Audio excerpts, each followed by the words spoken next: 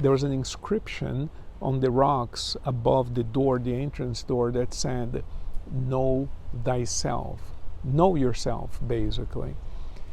And of course, when you look at the ancient Greek philosophers, they talked so much about that, knowing yourself. And even Socrates is famous for having said that the unexamined life is not worth living. But here's the thing. If we talk to a person and we say, "Hey, do you know yourself?" They say, "Of course I know myself. My name is John, Peter, Paul," whatever the case is, right? "And I live at such and such address, and this is my job, and this is what I do. Of course I know myself." There's a story that I believe it was Sadhguru who told the story in one of the lectures.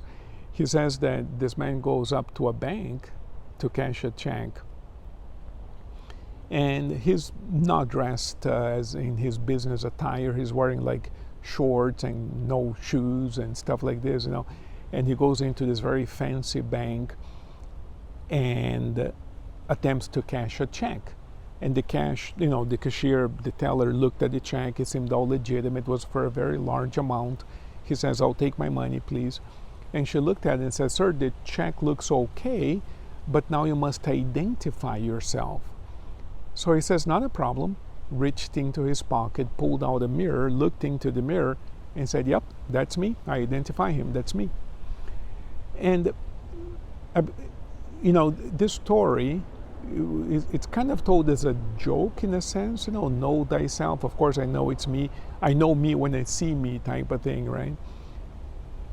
But I wonder what the ancient philosophers thought was so important about this phrase, "Man, know thyself," to actually inscribe it onto the door, above the door at the entrance to a major temple, a major oracle, back in ancient Greek times. I wonder what's so important about that. What does it mean to know yourself? And I think there's a very profound mystical interpretation to that phrase, because the word know, or to know, also shows up in the Bible when it said that Adam and Eve were expelled from paradise, and then Adam knew Eve and they had a baby.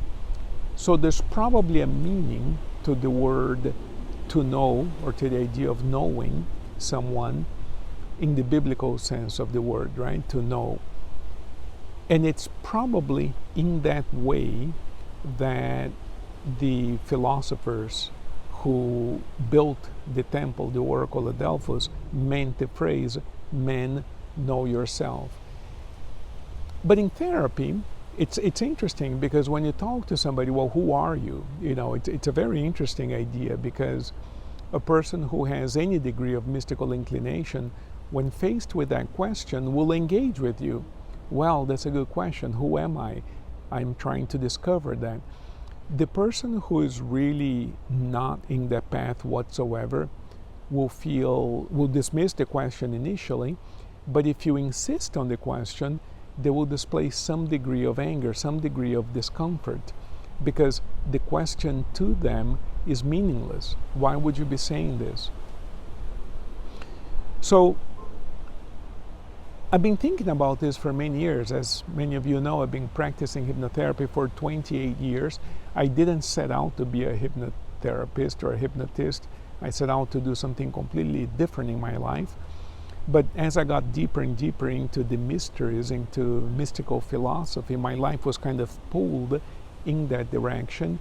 And all I chose to do was to not resist that pull, a pull that I felt in my soul since I was a little boy. So I kind of decided to go with that pull and see where it would take me. And hypnotherapy was a great way to exercise that, because it allowed me to get into some very, very deep situations with people whom I call clients, situations that led to their healing of some really profound conflicts.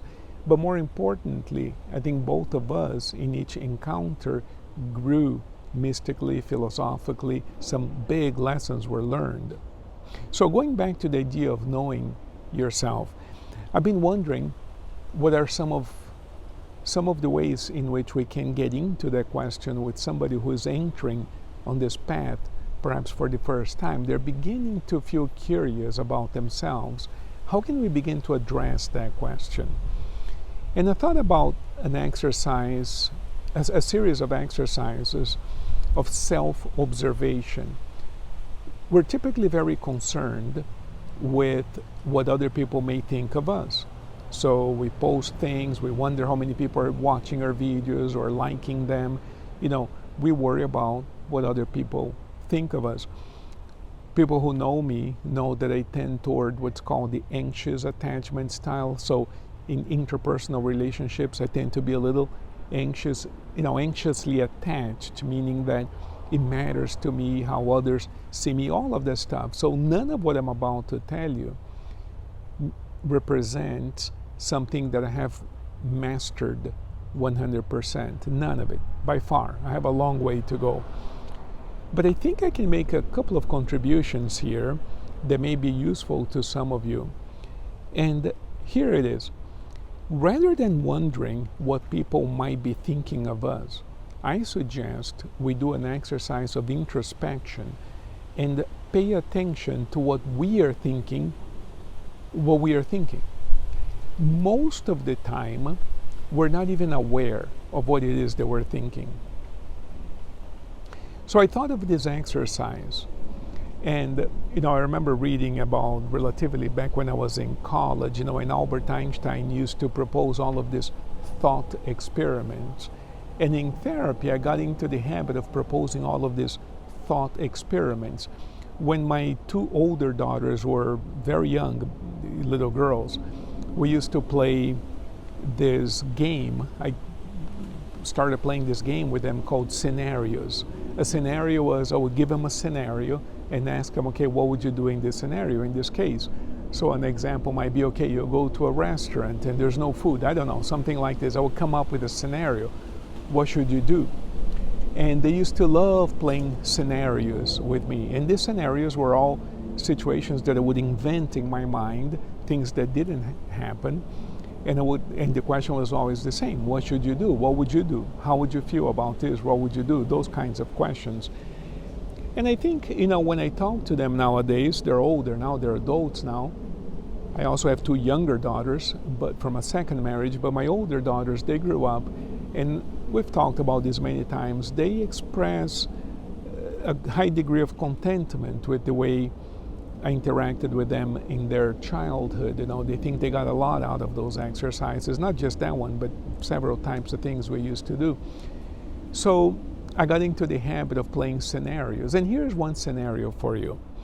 You're a mother. Now, for this exercise, it doesn't matter if you're a man or a woman. Pretend you're a mother. Imagine, it's a thought experiment, it's a scenario.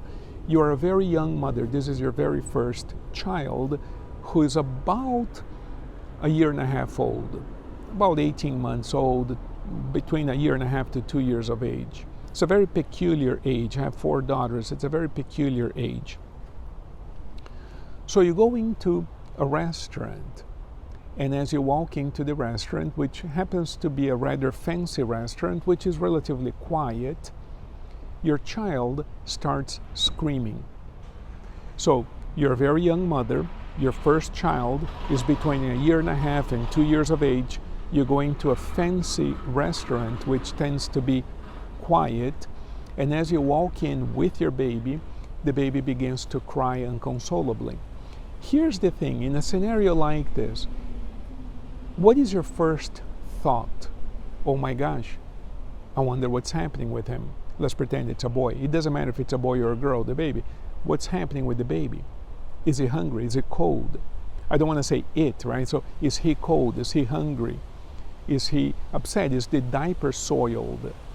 Is he missing daddy? Whatever, right? What is going on with the baby? Or would you immediately feel anxious or feel tense, wondering what the people around you are thinking? I've worked with a bunch of mothers. I've had 2 marriages. I have 4 daughters. So there are 2 mothers there. And I've worked with a lot of women who are mothers. And I can tell you that mothers typically worry quite a bit what other people might think of them if their child is misbehaving. Now, this particular conversation has nothing to do with the misbehavior or the screaming of the child. I'm not saying that we should or shouldn't do something to the child. That's not the point of this conversation. The point of this scenario, the point of this thought experiment, is for you to put yourself in that situation, or perhaps you are a young mother. Ask yourself, what's the first thing that comes to your mind? And the reason why I came up with this particular scenario is because in this scenario, it becomes evident where the focus of your attention is. Is the focus of your attention on someone else, in this example, the baby? And I purposely built the scenario this way because the baby being somewhat helpless and entirely dependent on you, it's actually easier for you to put the focus of your attention on the baby, typically, right? My son is crying, what's going on? We call this maternal instinct and all these other names. So it's easy to think of it that way. And yet, oftentimes what you hear from others, if they're willing to be honest with you, is that they feel tense, they feel anxious, they feel worried, they worry what other people might think of them as mothers because their son, in this example, is screaming. All right. You might think that I'm pushing this too much. This is just a scenario. I don't have babies right now, right? My younger daughters are no longer babies. I'm not talking about I'm giving you a scenario to illustrate whether you believe the focus of your attention. And let me just open a parenthesis here. This is a difficult one to do at the office with a client. Number one, because if the person is a man, he might think, oh, I cannot imagine being a mother. Okay, so you're the father then. But again, fathers relate to this differently. The point of this story, the point of this scenario is the focus of your attention on what you can do to soothe another human being who needs you? Or is the focus of your attention on you and what others are thinking of you, even while witnessing the distress of an innocent baby? By innocent, I mean a helpless baby. A baby that, suppose the baby's hungry, that baby cannot go out and get some food, right? You would have to feed it. So where's the focus of our attention? Well, some people will live their entire lives focused on what other people think of them. Even in deeply personal relationships, the focus of their attention is on what other people think of them. They're always worried about what other people think of them. And you might say to me, well, what's wrong with, I want to look good. I want others to have a good impression of me. Let's parse this out. There's nothing wrong with wanting to look good. There's nothing wrong with wanting to make a good impression, dressing well, speaking well. Nothing wrong with that whatsoever. Here's the point of this thought experiment, or here's the point of this scenario.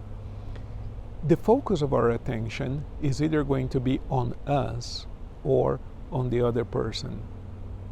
The extent to which you can actually forget about yourself for just a moment and focus on the other person is the extent to which you have some love in your heart. You actually know that the other person exists. I recently worked with a couple, to give you an idea. I work with couples, right? And I do like a hybrid process. I see the couple as a couple, and I also see them individually. And I do this for a variety of reasons. We'll get into this some other day. But I recently worked with this couple, and it was so interesting why they were there and why there was a problem. The man had gained some weight, right? And something like some 20 pounds. He actually gained weight. The woman kept complaining that he had gained weight. He was fat. And when I saw the man privately, I asked him how he felt about that complaint. And he says, what's interesting about that, I realize I gained weight and I'm not doing this to call attention, I'm very stressed out, whatever, right? But he says, what's interesting to me is that my lady never asked me what's bothering me? I mean, you're clearly gaining weight. Is something bothering you? So they actually came into the office. Her complaint was that he was fat. He wasn't fat when earlier, but he got fat, according to her, and that's the word that she used. He's fat. He's getting fat. It bothered her that he was fat. And when she and I worked alone, I dug into that a little bit more. Why does it bother you so much that he is fat? And of course, she was worried about what people might think of her. Why would she be with a slob who's fat? After all, she's slim, and why would she be with a fat guy? But it never occurred to her to say to him, honey, I noticed you've been gaining weight. I wonder if everything's okay with you. Is there anything I can do? Not that it's her fault. Nobody thinks that. I don't think that. The man didn't think that. Nobody thinks it's her fault that he gained weight. That's not the point. The point is, you would expect in a personal relationship to have some degree of support. So if you're seeing that the other person is suffering to the degree that they're actually overeating and gaining weight, something must be going on. That excess weight doesn't just happen. Is the focus of our attention going to be, I wonder what's going on with you? Is there anything I can do for you? Or is the focus of our attention going to be me? What are people going to think of me because I'm with a fat person? Do you see the point I'm making? Do you see how that experiment with the baby came along? So I just want to say to you that whether you identify with one position or the other in this scenario, whether you think you would be worried about what people think of you, in other words, whether the focus of your attention is primarily on you or on the needs of others, whether it's A or B, I want to say to you that we can all improve. We can all improve. If you find yourself to be mostly worried about you, mostly thinking of you, don't worry about it. Starting today, perhaps you can begin to reorient your thinking to the degree that you become aware of other people's needs around you. Maybe you can put yourself aside for a moment and look at somebody and say, okay, for 5 minutes, what can I do for you? How are you feeling? See, we can begin to train ourselves to experience other people's existence. It's interesting because in terms of development, like when you look at babies, the way babies grow and develop, it's a very interesting thing because a baby comes from the mother, right? So initially, the baby doesn't, as far as we can tell, the baby has no awareness that he and the mother are two separate beings. And at some point, the baby learns the mother's a separate person. We call this the other mind problem in philosophy. In other words, as an adult, I realized that you are not me and I am not you. We're two different people, two different minds. What I'm thinking is not necessarily what you're thinking and vice versa. Again, in philosophy, this is called the other mind problem. The problem of understanding that it isn't just one mind over here, it's many different minds, right? Of course, from a mystical perspective, this is a very interesting problem because the baby comes from a position of one mind, and it is said that spiritually, we all share into the same soul, and that becomes fragmented as the souls incarnate, become physical beings. So the baby being recently incarnated still has this idea that we're all one. It's a great idea. It's a great concept. In fact, Carl Gustav Jung talked about the purpose for life and therapy, and life is therapy, right? Therapy is life is therapy. The purpose is for us to become individuated. In other words, for me to become me and me being separate from you. And I think that that's half of it. That's one half of it, of course. But the flip side of that is, how can I go from becoming an individual or individuated all the way back to being part of the whole? I think that will be the complete parable, the complete cycle, right? So for today, let's just think about this for a second. Is the primary focus of our attention on us, or is there any room to actually see the person next to you or in front of you? Let me know what you think in the comments below. I'd love to read what you have to say about that.